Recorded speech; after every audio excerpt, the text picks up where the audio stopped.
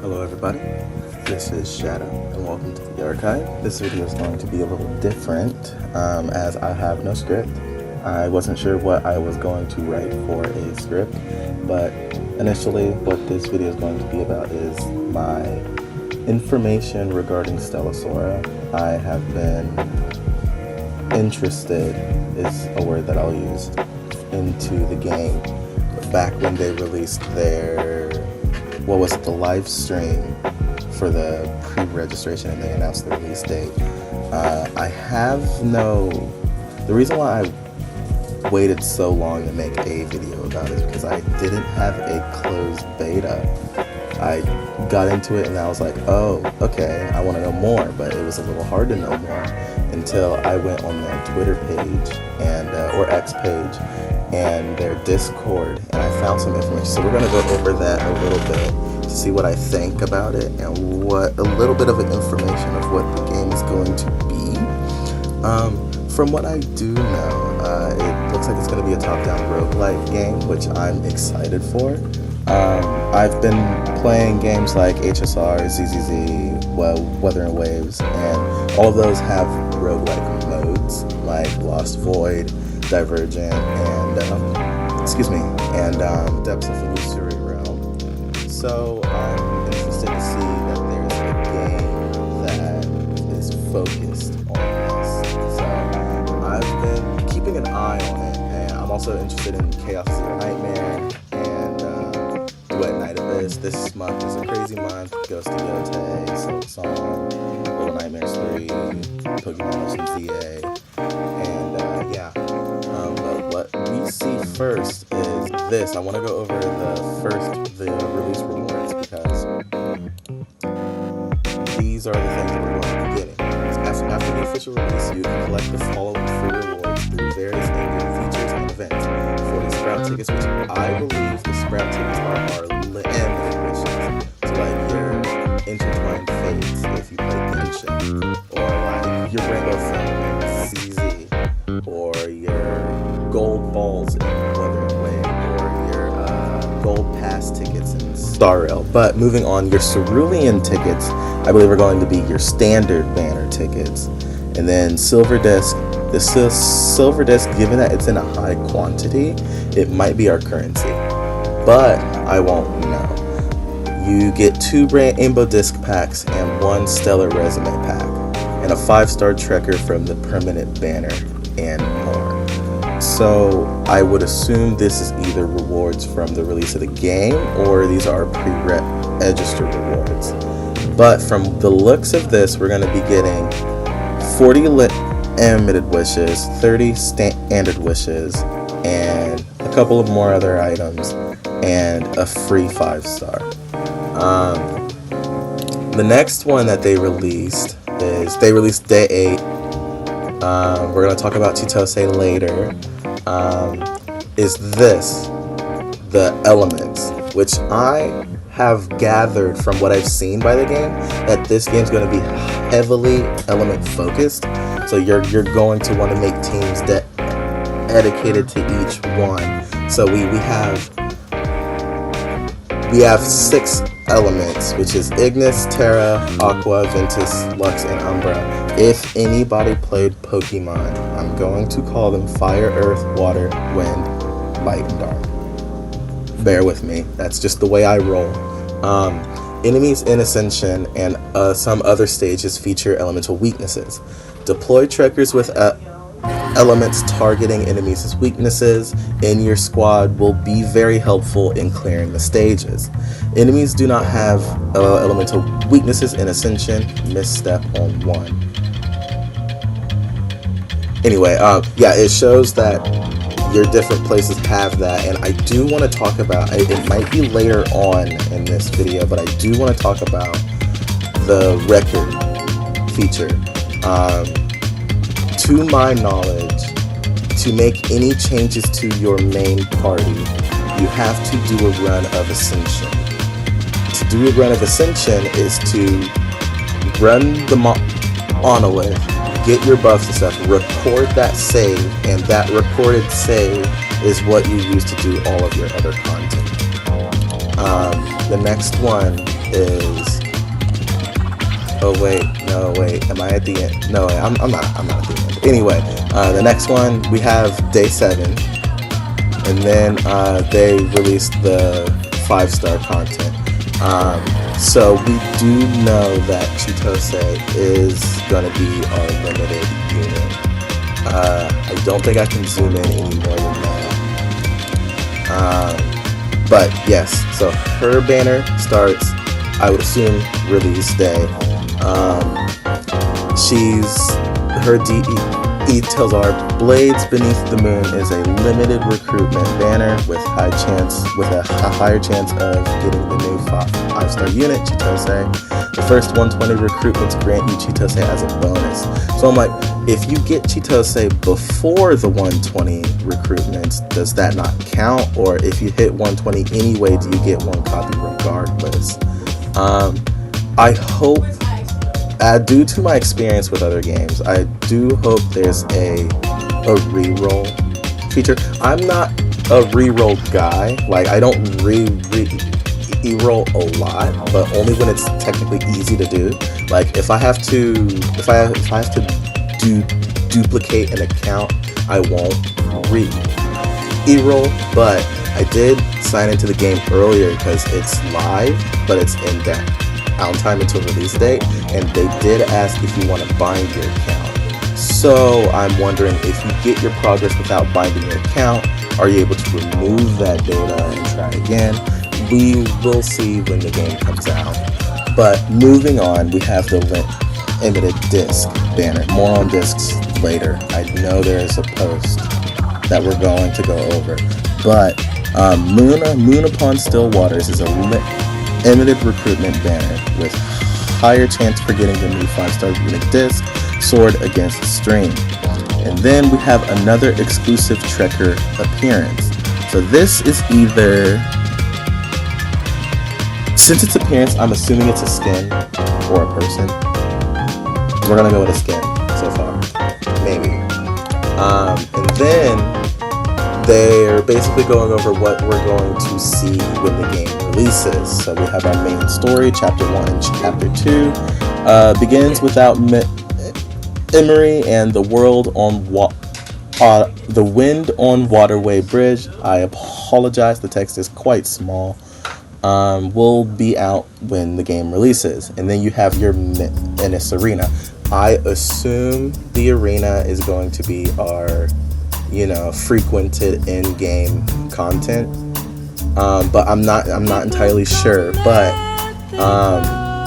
what I know about this is that you have a regular tower, and then you have a tower dedicated to each other element.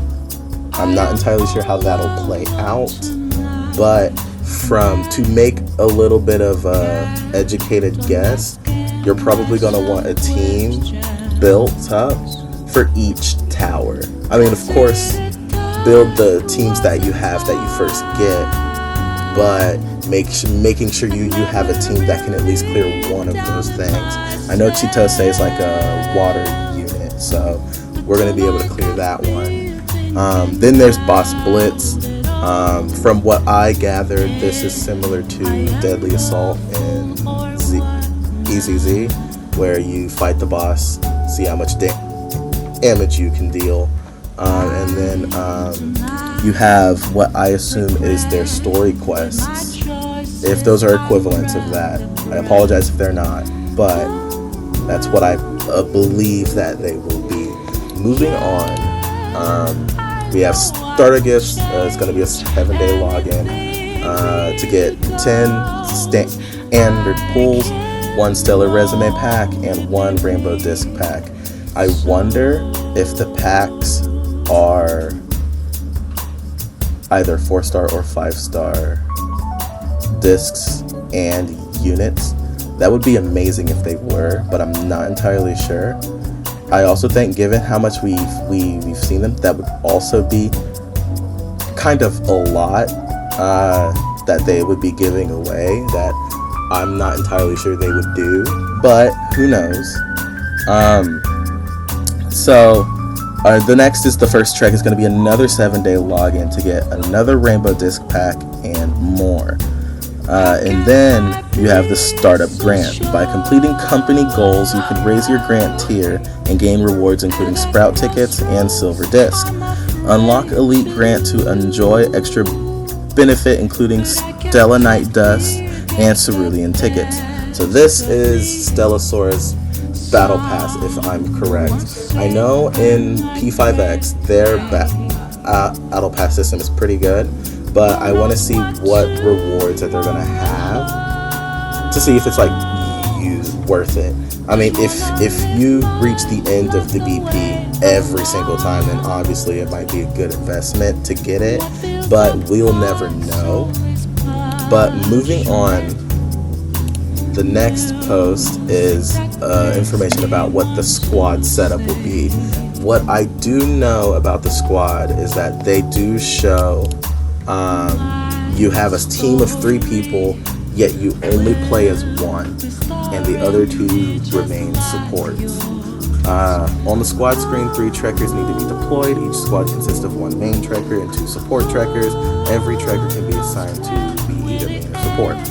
I hope that there are characters that release in the future that have dedicated skills to being a main or a support, because if everybody's a main and everybody's a support, it'll be very interesting to see what teams will come up.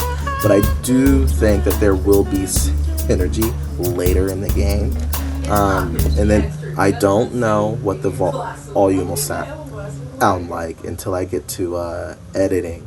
So I do apologize in advance if the audio is too loud, but we'll cross that bridge when we get there. The next one is information. Oh, it's not even voiced. Anyway, the next information is about the main trekker. The main trekker can be controlled in battle. They can move, cast skill and ultimate, and dodge. I'm going to take this time to talk a little bit about the gameplay. If you've played, let's see, if you've played, it's not like Vampire Survivors, but the auto attack function is similar to Vampire Survivors. And then I'd say if you've played any other mobile game that has a top-down action, you'll probably be familiar with the way it's played. But to give a little bit of an explanation, your main unit auto attacks when the enemies are in range. You have a skill, you have an ultimate, and then you have your support units skills that they use as well. I know some people aren't fans of the auto attacking, but I think that plays into the type of game that it is. And I do know that later, since it is a roguelike, you have buffs that change the way some of the main units attack.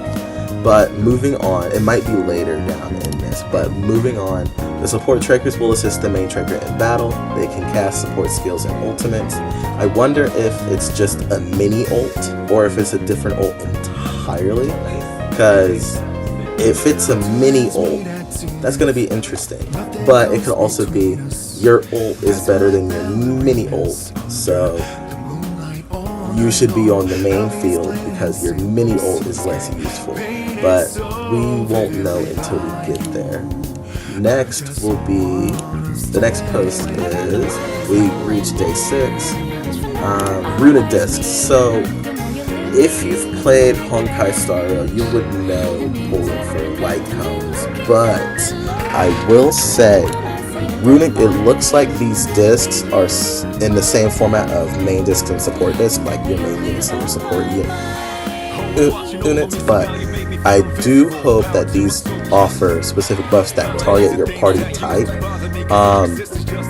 Runic discs can be equipped when you deploy your squad. They grant various effects such as boosting trekkers' stats. So I would assume your low rarity disc would like do the base, increase attack, increase wind damage, increase something like that. And I hope the later down the line we get, the more intricate these discs get, like resistance shred, attack speed, all of that, crit rate, stuff like that. And then it says on the disc on the screen, if a disc is equipped in the main slot, its main effects will be activated for the squad. And the main effects include one melody skill that takes effect immediately, and a harmony skill that activates under certain conditions. I wonder if every disc is going to have this, or if you have to have specific main discs or specific support discs, or if every disc has a main and a support slider. But LED skills bring various bonus effects to the squad when the disc is equipped in the main slot, and a harmony skill activates when a specific number of certain musical notes are collected. Notes can be obtained in Ascension or from support discs. The harmony skill level increases with more. I would assume more musical notes, but so basically they're saying some support discs can give musical notes, or you get musical notes in Ascension. So if you get a new disc, you're gonna have to run Ascension again to basically update your record. If a disc is equipped in a support slot, its support effect will be activated for the squad. Support effects come with certain notes. Different types of notes provide various bonus effects to the squad. Each type of note has its own level. As its level increases, the following happens: boosts a specific element and unlocks a corresponding support effect for the main disc. So, an interesting thing would be maxing out a support disc's notes in Ascension to get the required stat that you're looking for, because we now know that there's like ultimate damage, crit damage. I would assume there's basic attack, because the auto attacks and stuff.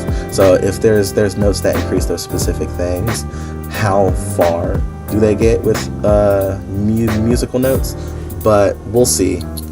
And then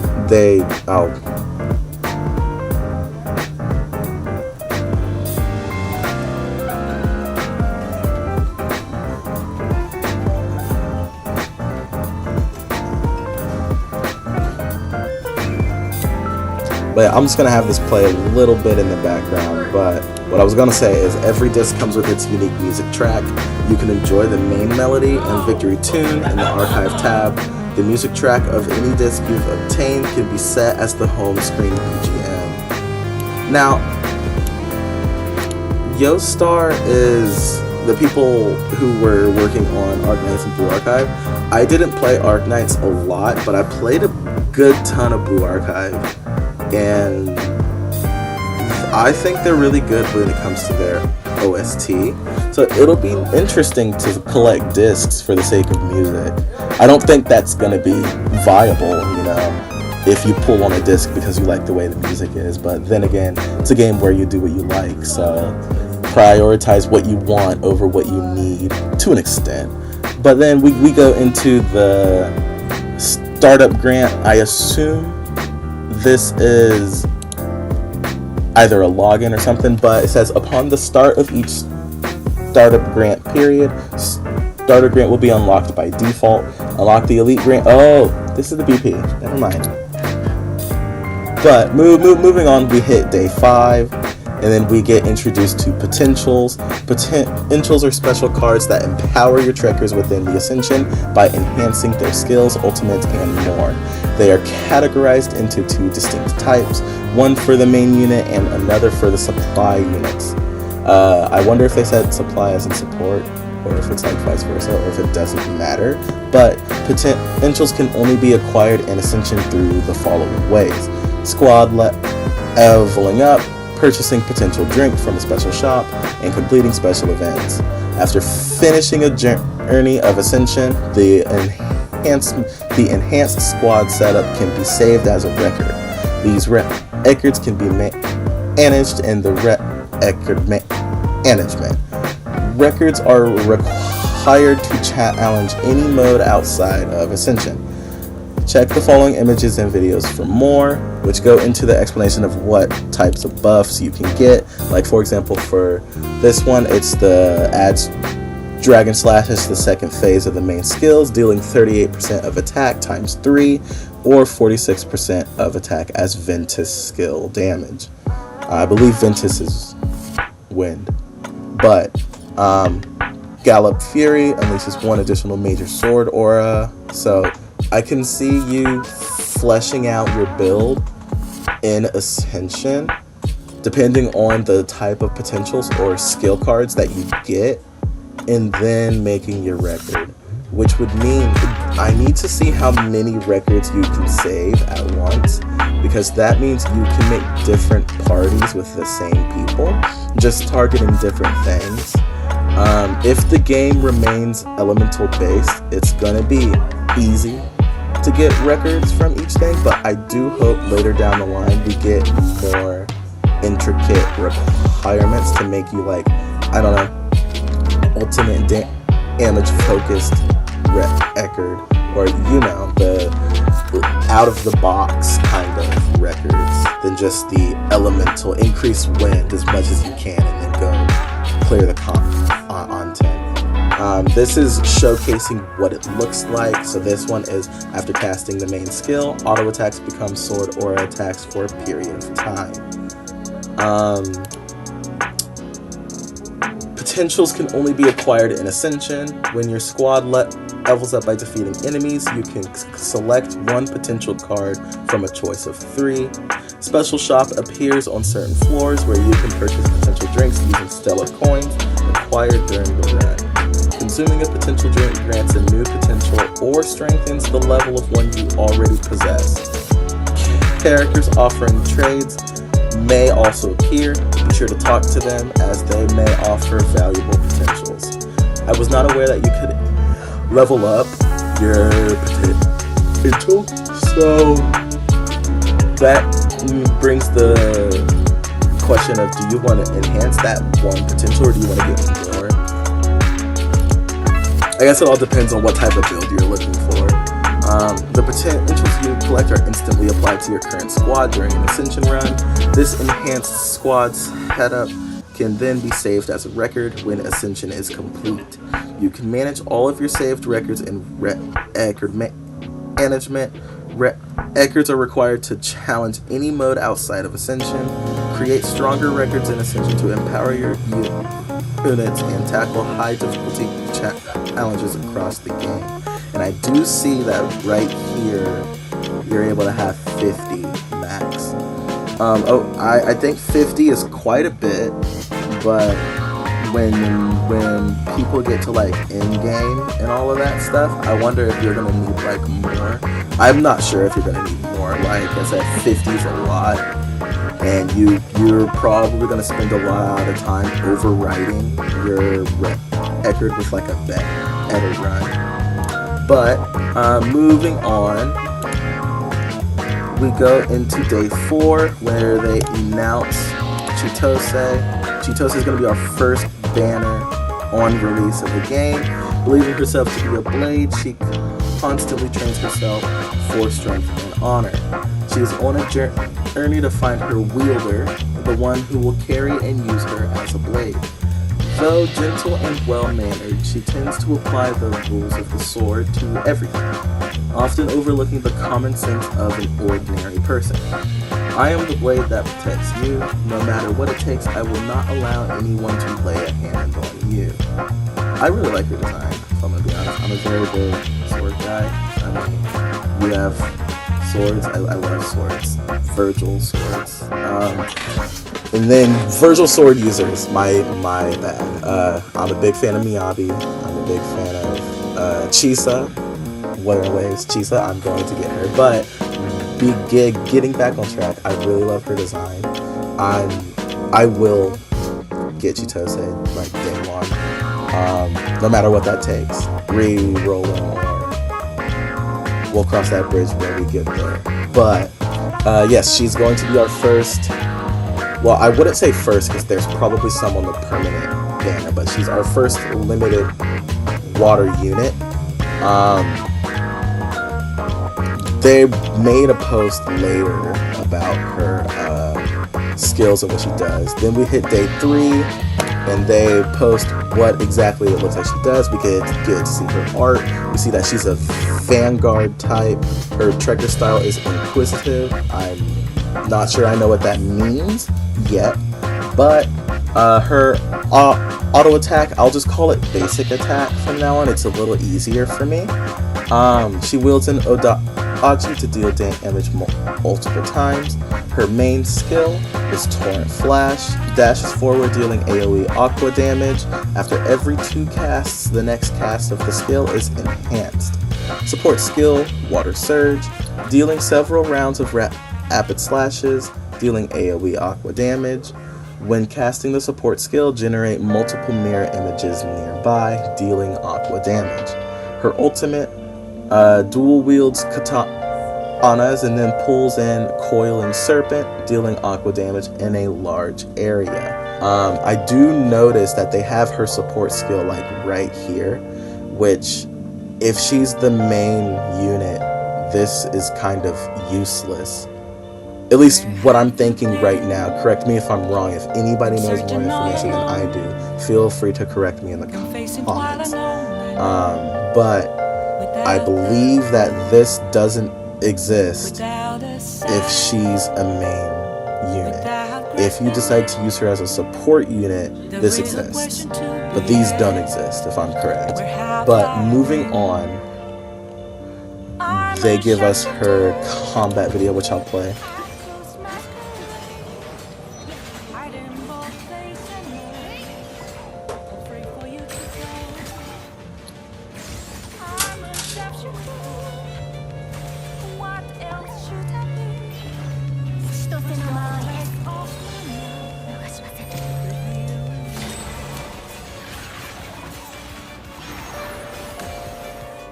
Stella Sora.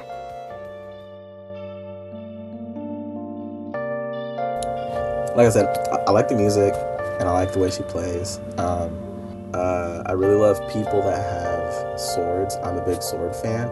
Katanas, Odachis, and the like. I just got done playing Ghost of Yote. Oh my goodness. But back on track. I'm not entirely sure if we have anything after that because we just now hit day 2 and then the game went live. Yeah, that's it of the posts.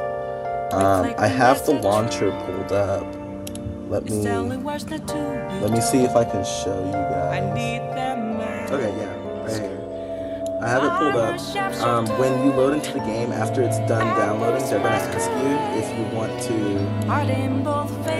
download the Japanese voiceover or the Chinese voiceover. I chose the Japanese voiceover, but depending on which one you choose, they're gonna download those files. Alright, this is kind of loud for me.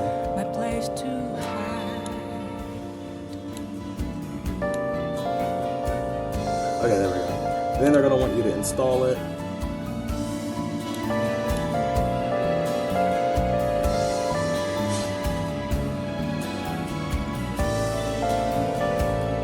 I will probably skip this process. Okay, once it's done, it's going to ask you what you want to use to sign in. If you want to type in your email and enter the code for a YoStar account, I went with Google. I'm going to go ahead and do that. There's nothing inside. Will it always be? It'll want you to complete the Google authorization. Once you do that, it'll ask you to bind your account. When you bind your account, I assume this will let you play on mobile and PC. But once you bind it, it locks your progress. So I've been hitting the X. In the event a reroll is possible, I'll probably just see if there's a way to remove the content that you do and try again using the same account. Like I said, if in the event you have to make a new account, I don't reroll. I just go with what it is because I don't want to keep up with a whole bunch of different accounts for a whole bunch of different games. But it'll once you click start, it'll give you this message. It'll release on October 19th, 19 UTC7. I looked it up and apparently it's 1 o'clock p.m. CST. I'm CST, so whatever that is in EST, PST, and the other ones. And then yeah, follow our social media for the latest updates. I'm gonna go ahead and quit right here, and I will send you back to the display. Yeah, so I've been very excited for this game. I will definitely be playing it a lot. In terms of videos, I want to make overviews, explaining the characters, what they do. Let me know if you guys want me to go over any team building, what exactly the discs is, what units to use, and if anybody has information on the permanent units, then please let me know in the comments. I would love to find out which ones we're supposed to choose or what all of them do. But if you guys made it this far into the video, thank you so much. I appreciate it. This was a new type of video. I honestly like this type of video because you don't have to amble onto a script. You just get on here and yap about what you like and what the video is supposed to be. But every day is a new learning and a new step in my YouTube career. Again, thank you so much. This is Shadow, and have a good rest of your night.